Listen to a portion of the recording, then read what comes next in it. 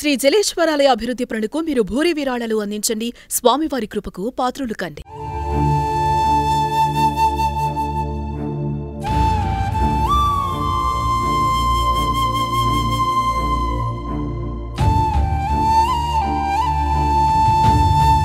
నమస్తే, welcome to Suman TV Warangal.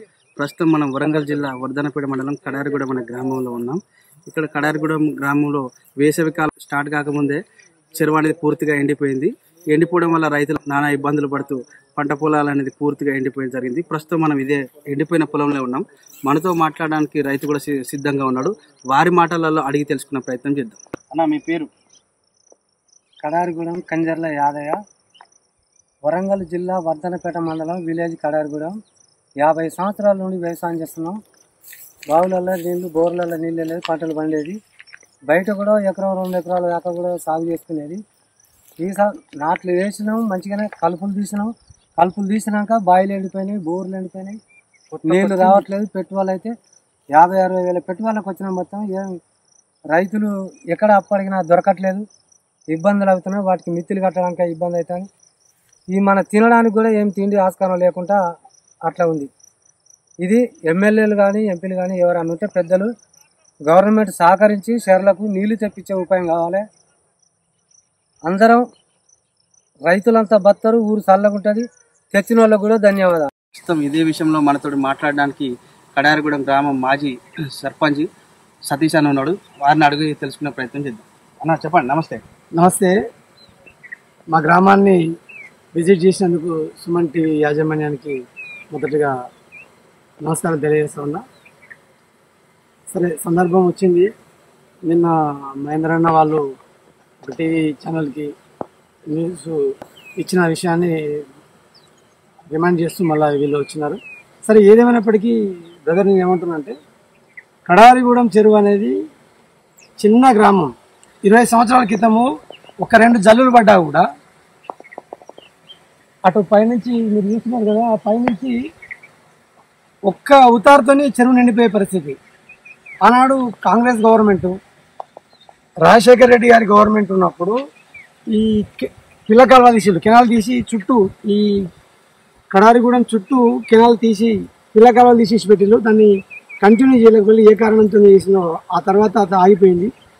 ఇప్పుడు చిన్న వర్షం పడ్డ ఆ కాలువలో వాటర్ స్టక్ అయిపోయి చెరువు నిండలేని పరిస్థితి వచ్చింది. కానీ వాస్తవానికి కొంతకాలం వర్షాలు పడ్డాయి, సమృద్ధిగా చెరువు నిండినప్పటికీ సమ్మర్లో యాసంగి పంటలకు వచ్చేసరికి ఆ వాటరు సోర్స్ లేకుండా పోయింది. మీరు చూస్తాను కదా, రైతులు నిండు పొట్టకొచ్చిన వరి చేలను కాపాడుకోలేని పరిస్థితి వచ్చింది.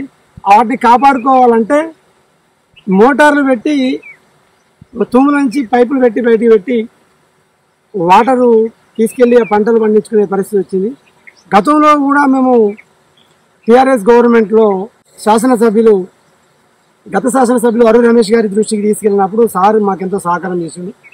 CEO బంగారయ్య సార్ని, ఇప్పుడు ఎర్రబెల్లి దయాకర్ రావు గారు ఉండే మినిస్టర్గా, సార్ మా గ్రామానికి నీళ్లు ఇవ్వాలి. ఇంతవరకు అసలు దేవాదుల నుంచి లిఫ్ట్ ఇరిగేషన్ నుంచి వాటర్ ఎప్పుడు రాలేదు మా గ్రామానికి, తప్పకుండా మీరు సహకారం చేయాలని చెప్పి అడిగినప్పుడు CEO బంగారయ్య సార్ని వాళ్ళ అధికార యంత్రాంగాన్ని మొత్తం కడారిగూడెం గ్రామాన్ని పంపించి ఆ పరిస్థితిని చూసి రమ్మని చెప్పినప్పుడు తప్పకుండా వాటర్ సోర్స్ ఉన్నది సార్ ఇచ్చేందుకు అన్నప్పుడు మేము స్వచ్ఛందంగా, నేను నాతో పాటు మా రైతన్నలు, ప్రజాప్రతినిధులు, లేకపోతే ఉన్న పెద్దలు మహేందర్ రెడ్డి, XYZ వాళ్ళందరినీ సహకారం తీసుకొని సుమారు 1,70,000 రూపాయల వరకు ఖర్చు స్వచ్ఛందంగా మేము పెట్టుకొని డీషిల్డ్ చేసి, ఏదైతే గోదావరి లిఫ్ట్ చేసి కెనాల్ నుంచి వాటర్ తీసుకొచ్చే క్రమంలో డీషిల్డ్ చేసి వాటర్ తీసుకొచ్చి చెరువు నింపుకున్నాం. ఆ తర్వాత ఇక కష్టసాధ్యం అయిపోయింది. ప్రభుత్వం కూడా మళ్ళీ దాన్ని కంటిన్యూ చేయలేకపోయింది. ఇప్పుడు నేనేమంటున్నా అంటే, కడారిగూడెం గ్రామ రైతన్నల పక్షాన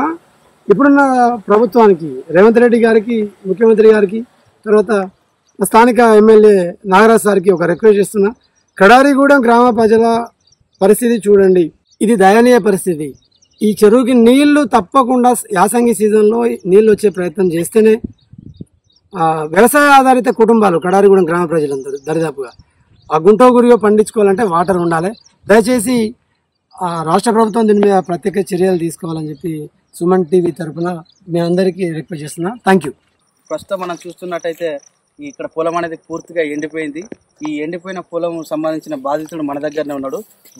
వారి మాటలలో అడిగి తెలుసుకునే ప్రయత్నం చేద్దాం. అన్న చెప్పండి, మీ పేరు? ఆ పేరు కంజర్ల వెళ్ళే కడారిగూడెం వర్ధనపేట మండలం. ఇక్కడ పొలం వేసుకున్నాం. ఈ పొలంలో నీళ్ళు లేవు, కలిసేదాకా కూడా బాగానే ఉన్నాయి. ఇప్పుడు మొత్తం అసలు జల అనేదే లేదు. బోర్లు ఎండిపోయినాయి, బావిలు ఎండిపోయినాయి. ఏమాత్రం నీళ్ళ సుక్కలేక ఎండిపోయింది. పెట్టుబడి 50,000 పెట్టుబడి మునుగుతుంది. ప్లస్ తెచ్చిన వాళ్ళకు అప్పు తెచ్చిన కాడ ఏం కట్టాలనేది సమస్య అయిపోయింది. పైగా మేము తినడానికి బతకడానికి నెత్తుక కరువు అయిపోయింది.